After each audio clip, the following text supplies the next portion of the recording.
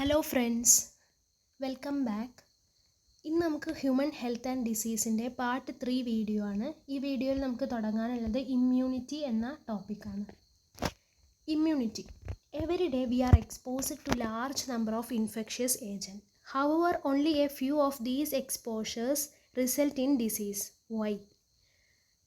Daily നമുക്ക് ഒരുപാട് microorganisms അല്ലെങ്കിൽ ഡിസീസ് കോസിങ് ഓർഗാനിസം നമ്മളുമായിട്ട് കോണ്ടാക്റ്റിൽ വരുന്നുണ്ട്. ബട്ട് നമുക്ക് ആ ഡിസീസൊന്നും ഉണ്ടാവുന്നില്ല. എന്തുകൊണ്ടാണ്? അതിൻ്റെ റീസണാണ് we have immunity. This is due to the fact that the body is able to defend itself from most of these foreign agent. This overall ability of the host to fight the disease causing organism conferred by the immune system is called immunity. Immunity is of 2 ടൈപ്പാണ്. ഇമ്മ്യൂണിറ്റിനെ നമുക്ക് രണ്ടാക്കി തിരിക്കാം. Innate ഇമ്മ്യൂണിറ്റിയും acquired ഇമ്മ്യൂണിറ്റിയും. Innate ഇമ്മ്യൂണിറ്റിയും acquired ഇമ്മ്യൂണിറ്റിയും. Innate immunity എന്ന് പറഞ്ഞാൽ നമുക്ക് ബൈ ബർത്തിൽ കിട്ടുന്ന ഇമ്മ്യൂണിറ്റിയാണ്. അക്വയർഡ് ഇമ്മ്യൂണിറ്റി എന്ന് പറഞ്ഞാൽ നമ്മുടെ ലൈഫ് ടൈമിൽ നമ്മൾ അക്വയർ ചെയ്യുന്ന അല്ലെങ്കിൽ നമ്മൾ അച്ചീവ് ചെയ്യുന്ന ഇമ്മ്യൂണിറ്റിയാണ് അക്വയർഡ് ഇമ്മ്യൂണിറ്റി. നമുക്ക് ഇമ്മ്യൂണിറ്റിയുടെ ഒരു ഫ്ലോ ചാർട്ട് കണ്ടിട്ട് വരാം. എന്നിട്ട് ഇന്നേറ്റ് ഇമ്മ്യൂണിറ്റിയെ പറ്റി നമുക്ക് സംസാരിക്കാം. ഇമ്മ്യൂണിറ്റി 2 തരത്തിലാണുള്ളത്. നാച്ചുറൽ ഇമ്മ്യൂണിറ്റി എന്ന് ഇവിടെ കൊടുത്തുള്ളത് ഇന്നേറ്റ് ഇമ്മ്യൂണിറ്റി അല്ലെങ്കിൽ ബൈ ബർത്തിലൂടെ നമുക്ക് കിട്ടുന്ന ഇമ്മ്യൂണിറ്റിയാണ്. രണ്ടാമത്തെയാണ് അക്വയർഡ് ഇമ്മ്യൂണിറ്റി. അക്വയർഡ് ഇമ്മ്യൂണിറ്റി തന്നെ 2 തരത്തിലുണ്ട്, നാച്ചുറലും ആർട്ടിഫിഷ്യലും. ഈ നാച്ചുറൽ തന്നെ ആക്റ്റീവ് നമ്മൾ പറഞ്ഞു, നമ്മുടെ ബോഡിയിൽ ആൻറ്റിബോഡി ഉണ്ടാക്കുകയാണെങ്കിൽ അതാണ് ആക്റ്റീവ്.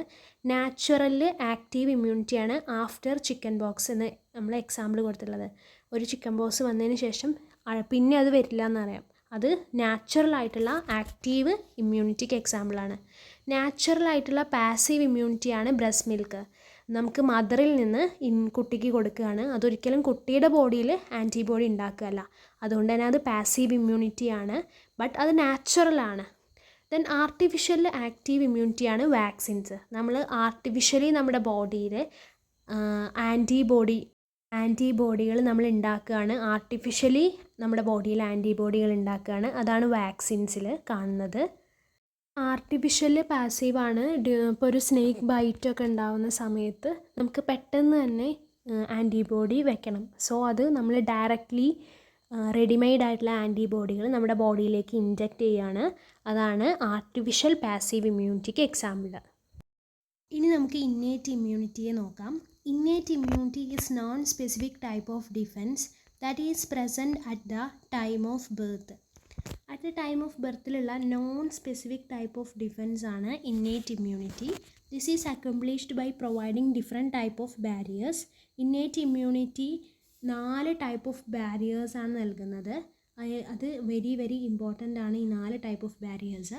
ഫസ്റ്റ് വണ്ണാണ് ഫിസിക്കൽ ബാരിയർ. മൈക്രോ ഓർഗാനിസത്തിൻ്റെ എൻട്രി അവർ തടയുകയാണ്. നമുക്കറിയാം നമ്മുടെ ബോഡിയിൽ സ്കിന്നുണ്ട്.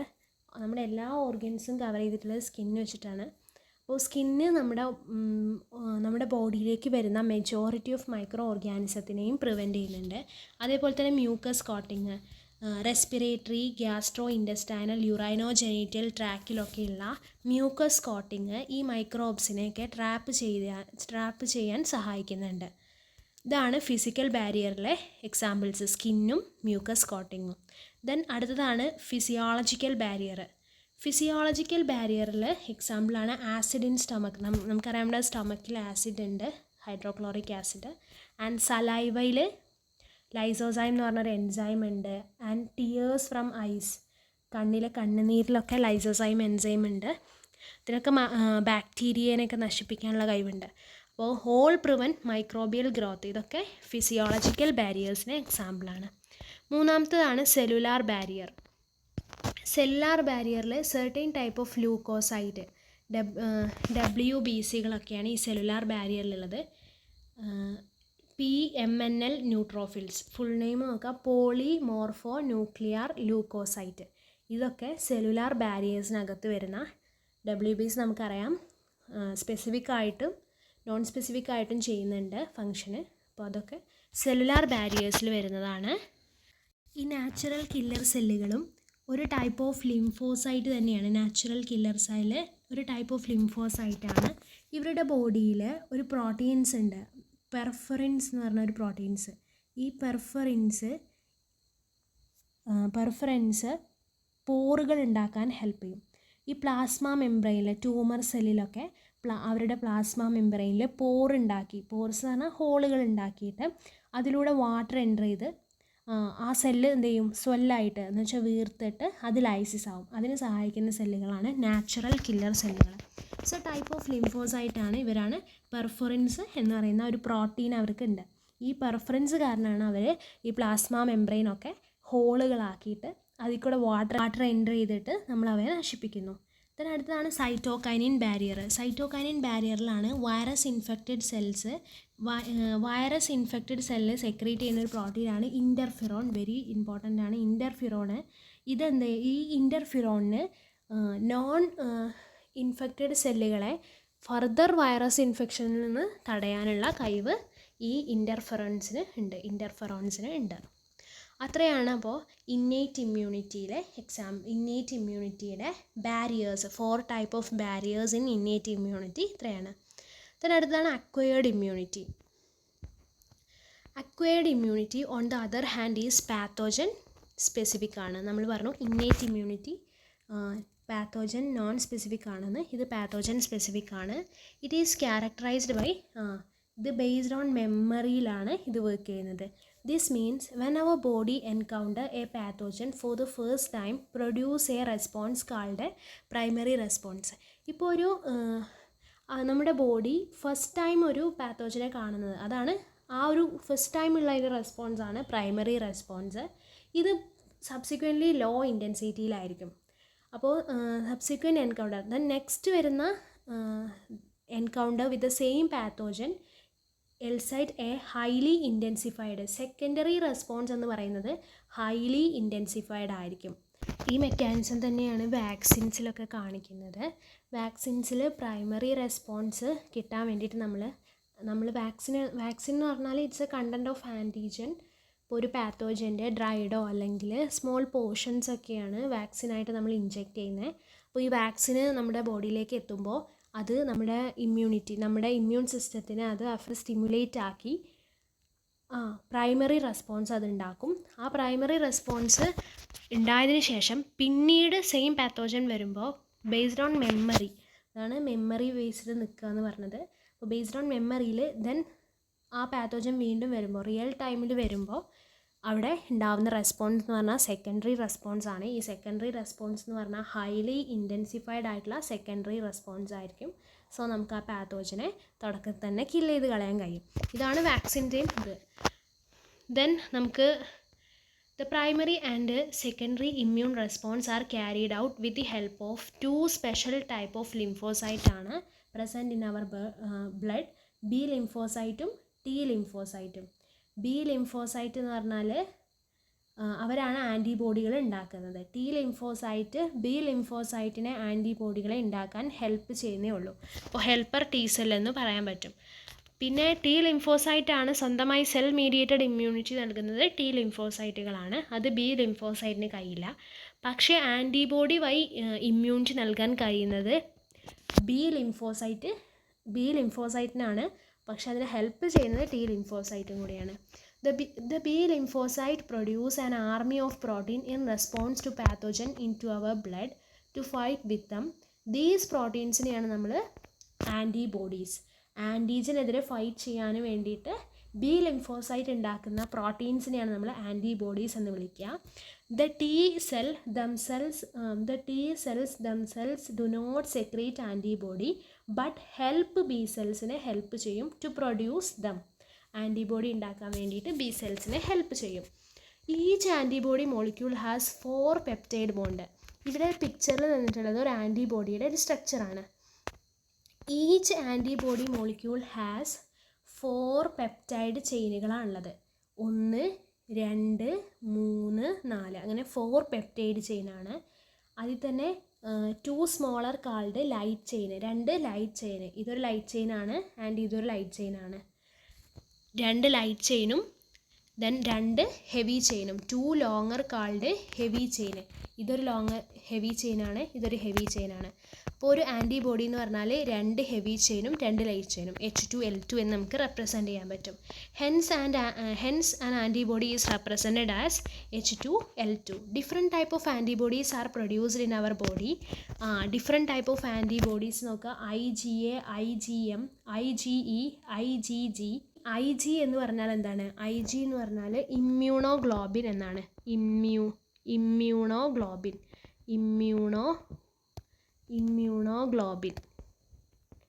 ഇമ്മ്യൂണോഗ്ലോബിനാണ് IGൻ്റെ ഫുള്ള്. ഇമ്മ്യൂണോഗ്ലോബിൻ ഓർ ആൻറ്റിബോഡി എന്ന് നമുക്ക് പറയാം. IgA നമുക്കറിയാം, നമ്മൾ നേരത്തെ പറഞ്ഞിട്ടുണ്ടായിരുന്നു കൊളസ്ട്രത്തിലുള്ളത് IgA ആൻറ്റിബോഡി ആണെന്ന്. Are some of them. A cartoon of an antibody given in the figure 8.4. Because these antibody are found in the blood ആണ്, the response is also called antibody ഉള്ള റെസ്പോൺസിന് നമുക്ക് ഹ്യൂമറൽ ഇമ്മ്യൂൺ റെസ്പോൺസ് എന്ന് പറയാം. കാരണം ആൻറ്റിബോഡികൾ കാണുന്നത് ബ്ലഡിലായതുകൊണ്ട് humoral immune response എന്ന് പറയാം.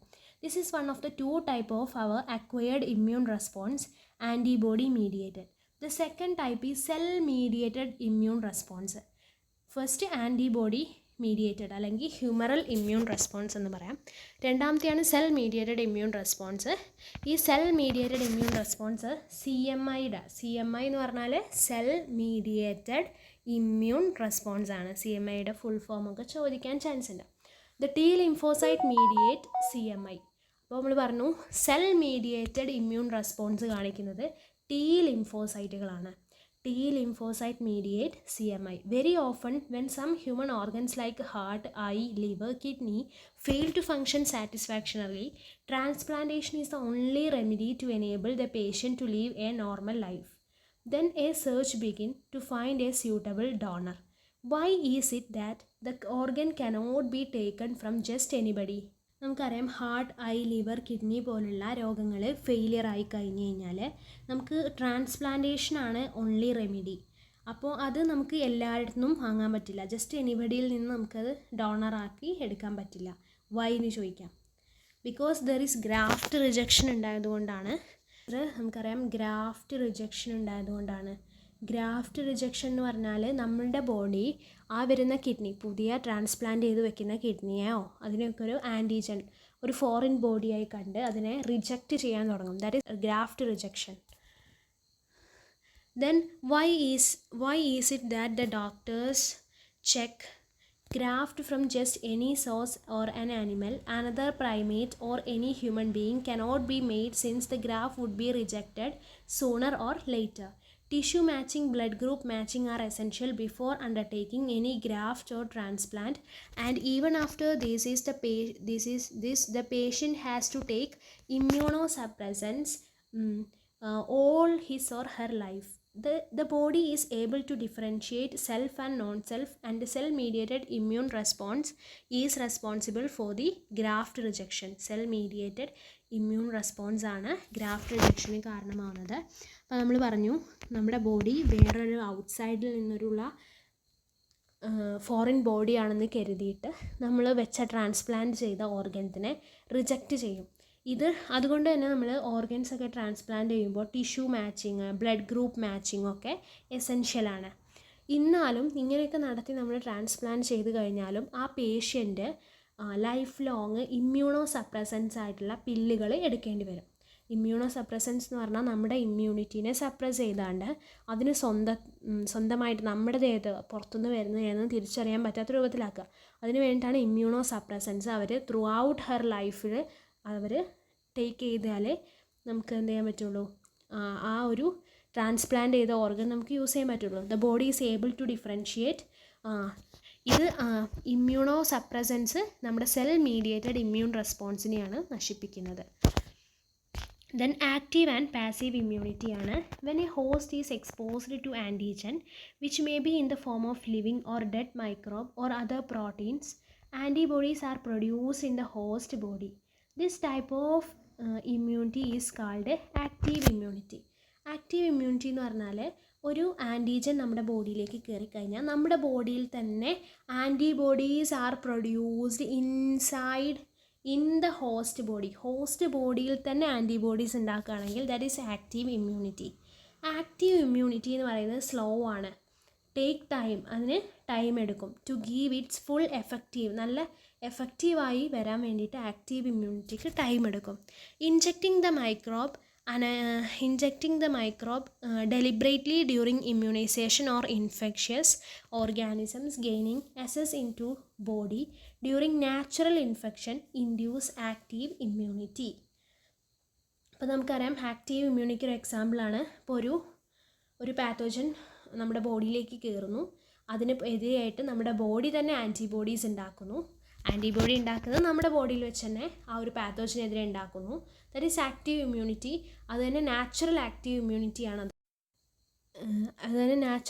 ഇമ്മ്യൂണിറ്റിയാണ്. May be അത് ഇറ്റ് ടേക്ക് ടൈം, അത് സ്ലോ ആയിരിക്കാം, അല്ലെങ്കിൽ ടൈമൊക്കെ എടുക്കും അതിൻ്റെ എഫക്റ്റീവ് റെസ്പോൺസിന്. പക്ഷേ അത് നമ്മുടെ ബോഡി തന്നെയാണ് ആൻറ്റിബോഡി ഉണ്ടാക്കുന്നത്. When ready-made antibodies are directly given to protect the body against foreign agent, it is called passive immunity. Active എന്ന് പറഞ്ഞാൽ ആൻറ്റിബോഡീസ് ഉണ്ടാക്കുന്നത് നമ്മുടെ ബോഡിയിൽ തന്നെയാണ്. പാസീവ് ഇമ്മ്യൂണിറ്റി എന്ന് പറഞ്ഞാൽ റെഡിമെയ്ഡ് ആയിട്ട് ഉണ്ടാക്കിയ ആൻറ്റിബോഡി നമ്മുടെ ബോഡിയിലേക്ക് ഇൻജെക്റ്റ് ചെയ്യുന്നതാണ് passive immunity. Do you know why mother's milk is considered very essential for the newborn infant? We know that അതിലെന്തുണ്ട്, ഒരു യെല്ലോയിഷ് ഫ്ലൂയിഡ് ആയിട്ടുള്ള കൊളസ്ട്രം ഉണ്ട്, secreted by mother during the initial days of lactation, has abundant antibody IgA ആണുള്ളത് കൊളസ്ട്രത്തിൽ, to protect the infant. The fetus also receives some antibody from their mother through the placenta during pregnancy. These are some examples of passive immunity. Examples ആണിത്. നമുക്കറിയാം ആ ഒരു antibody colostrum എന്ന് പറയുന്ന ആ ഒരു മിൽക്ക് ഉണ്ടാവുന്നത് മദറിൻ്റെ ബോഡിയിലാണ്. സോ അത് എന്നിട്ട് അത് ഇൻഫാൻറ്റിന് ട്രാൻസ്ഫർ ചെയ്ത് കൊടുക്കുകയാണ്. അപ്പോൾ നമുക്കറിയാം നമ്മുടെ ബോഡിയിൽ വെച്ച് ഉണ്ടാക്കുകയാണെങ്കിൽ അത് ആക്റ്റീവ് ഇമ്മ്യൂണിറ്റിയാണ്. ഇവിടെ മദറിൻ്റെ ബോഡിയിൽ ഉണ്ടാക്കിയിട്ട് കുട്ടിക്ക് കൊടുക്കുമ്പോൾ ദാറ്റ് ഈസ് പാസീവ് ഇമ്മ്യൂണിറ്റിയാണ് അവിടെ കാണാൻ പറ്റുന്നത്. ദെൻ നമുക്ക് വാക്സിനേഷൻ ആൻഡ് ഇമ്മ്യൂണൈസേഷനിലേക്ക് പോകാം. The principle of immunization or vaccination is based on the property of memory. ഇമ്മ്യൂണൈസേഷനും വാക്സിനേഷനും based on the property of മെമ്മറിയാണ്. Memory of the immune system. In vaccination, a preparation of antigenic proteins of pathogen or inactivated weakened pathogen vaccine are introduced into the body. Vaccination എന്താ നടക്കുന്നത് വെച്ചാൽ ഒരു inactivate ആയിട്ടുള്ള അല്ലെങ്കിൽ ഒരു weekend ആയിട്ടുള്ള ഒരു പാത്തോജനെ വീക്കാക്കിയിട്ട്, അതാണ് വാക്സിൻ എന്ന് പറഞ്ഞാൽ, അത് നമ്മുടെ ബോഡിയിലേക്ക് ഇൻട്രൊഡ്യൂസ് ചെയ്യുകയാണ്. ആ ഒരു സമയത്ത് ദ ആൻറ്റിബോഡീസ് നമ്മളെ ബോഡി ആ ഒരു പാത്തോജനെതിരെ ഉണ്ടാക്കും. The antibodies produced in the body against these antigen would neutralise the pathogenic agent during actual infection. The vaccines also generate memory B and T cell that recognize the pathogen quickly on subsequent exposure and overwhelm the invaders with a massive production of antibodies. അപ്പോൾ vaccines എപ്പോഴും generate ചെയ്യുന്നത് based on മെമ്മറിയാണ്. അപ്പോൾ നമ്മൾ പറഞ്ഞു vaccine എന്ന് പറഞ്ഞാൽ inactivated അല്ലെങ്കിൽ വീക്വൻ്റ് ആയിട്ടുള്ള പാത്തോജൻ തന്നെയാണ്. അത് നമ്മുടെ ബോഡിയിലേക്ക് ഇൻട്രൊഡ്യൂസ് ചെയ്യുമ്പോൾ നമ്മുടെ ബോഡി ആൻറ്റിബോഡീസിനെ അതിനെ ഉണ്ടാക്കും. ഈ ആൻറ്റിബോഡീസ് പിന്നീട് റിയൽ ആയിട്ട് പാത്തോജൻ വരുമ്പോൾ അതിനെന്ത് ചെയ്യും, ആ ആൻറ്റിബോഡീസ് ആ ഒരു massive production of antibodies if person is infected with some deadly microbe to which quick immune response is required. അപ്പോൾ നമ്മുടെ ആ ആൻറ്റിബോഡീസ് റിയൽ ആയിട്ട് വരുന്ന പാത്തോജനെതിരെ ആക്കിയിട്ട് അവരെ കിൽ ചെയ്യുകയാണ് ചെയ്യുക. ഇതാണ് വാക്സിൻ്റെ mechanism. It is based on memory. If a person is infected with some deadly മൈക്രോബുകളുമായിട്ട് to which quick immune response is required. നമുക്കറിയാം ഇപ്പോൾ നമ്മുടെ ബോഡി ഇൻഫെക്റ്റ് ചെയ്തത് ഡെഡ്ലി മൈക്രോബുകൾ ആരെങ്കിലും നമ്മുടെ ബോഡിയിൽ, ഇപ്പോൾ ഒരു പാമ്പൊക്കെ കടിച്ചാൽ നമുക്കറിയാം ആസ് ഇൻ ടെറ്റനസ് പോലുള്ള രോഗങ്ങളിൽ നമുക്ക് എന്ത് ചെയ്യണം, പെട്ടെന്ന് തന്നെയുള്ള ഒരു ക്വിക്ക് ഇമ്മ്യൂൺ റെസ്പോൺസ് വേണം. So we need to directly inject the formed antibodies നമുക്ക് ഡിറക്റ്റായിട്ട് ഇൻജെക്റ്റ് ചെയ്യണം. അല്ലെങ്കിൽ നമുക്ക് antitoxin a preparation containing antibody to the toxin even in case of നമുക്കറിയാം നമ്മൾ പറഞ്ഞു സ്നേക്ക് ബൈറ്റിൻ്റെ കേസിലൊക്കെ the injection which is given to the patient contain performed antibody against the snake venom. This type of immunization is called passive immunization. നമുക്കറിയാം passive തന്നെ രണ്ടെണ്ണം ഉണ്ട്, natural പാസീവും ആൻഡ് ആർട്ടിഫിഷ്യൽ പാസീവ് ഇമ്മ്യൂണൈസേഷനും. അപ്പോൾ ഈ സ്നേക്ക് അതൊക്കെ ടെറ്റനസ് പോലുള്ള രോഗങ്ങളിൽ നമുക്ക് ഡെഡ്ലി ആയതുകൊണ്ട് തന്നെ നമുക്ക് പെട്ടെന്ന് തന്നെ ഫാസ്റ്റായിട്ടുള്ള ക്വിക്ക് ഇമ്മ്യൂൺ റെസ്പോൺസ് വേണം. സോ നമ്മൾ ആൻറ്റി ടോക്സിൻസ് അല്ലെങ്കിൽ ആൻറ്റിബോഡീസിനെ ഡയറക്റ്റ്ലി നമ്മുടെ ബ്ലഡിലേക്ക് ഇൻജെക്റ്റ് ചെയ്ത് കൊടുക്കുക ചെയ്യുക. അപ്പോൾ അതും ഒരു പാസീവ് ഇമ്മ്യൂണൈസേഷൻ്റെ എക്സാമ്പിളാണ്. Then recombinant DNA technology has allowed the production of antigenic polypeptide of pathogen in bacteria or yeast. Vaccine produced using this approach allow large scale production and hence greater availability for immunization. നമുക്കറിയാം hepatitis B vaccine produce ചെയ്തിട്ടുള്ളത് എന്തിൽ നിന്നാണ്? ഈസ്റ്റിൽ നിന്നാണ്. Okay, ഇത്രയാണ് നമുക്ക് വാക്സിനേഷനെ പറ്റി പഠിക്കാനുള്ളത്. ദെൻ അടുത്ത പാർട്ടിൽ നമുക്ക് അലർജീസിനെ പറ്റി പഠിക്കാം. Thank you.